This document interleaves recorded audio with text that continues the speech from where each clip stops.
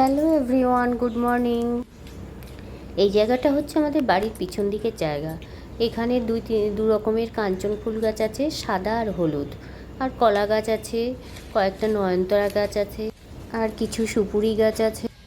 ফুল গাছটা না প্রচুর ফুল হয়, কিন্তু আমার হাজব্যান্ড ডালগুলো সব কেটে দেয় বা ঘর বাড়ি অন্ধকার হয়ে যায় বলে।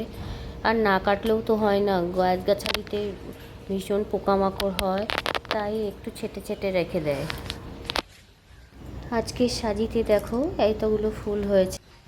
ফুলগুলো তুলে ঠাকুর ঘরে রেখে আমি অ্যাকোয়াগার্ড থেকে জল নিচ্ছি ভাত চাপাবো বলে। আমি অ্যাকোয়াগার্ডের জলেই ভাতটা করি, তাহলে ভাতটা না বেশ সাদা হয় আর অনেকক্ষণ থাকেও, ভাতটা নষ্ট হয় না সহজে।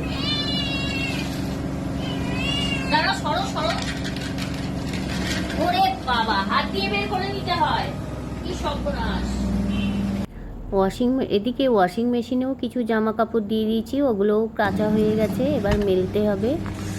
এবার সকালের টিফিনটাও করব। সকালের টিফিনটা এখনও করা হয়নি, একটু রুটি আর একটু আলু ভাজা করব, আর পায়েস আছে, তাই দিয়ে হয়ে যাবে সকালের টিফিনটা। কি বৃষ্টি হচ্ছে দেখো, প্রচণ্ড মেঘ করেছে। এদিকে আমার হাজব্যান্ড গেছে বাজারে, বললাম ছাতা নিয়ে যাও, নিয়ে গেল না।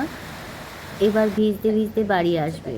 আর এদিকে দেখো বৃষ্টি শুরু হয়েছে, আর ওদের কাণ্ড দেখো, যে যেখানে পেরেছে সেন্টার নিয়েছে। সব কোথায় কোথায় শুয়ে আছে দেখো। ওদের আর ডিস্টার্ব করলাম না, ওরা যে যেখানে শুয়ে আছে থাক, শুধু কোকোকে সরিয়ে দিলাম।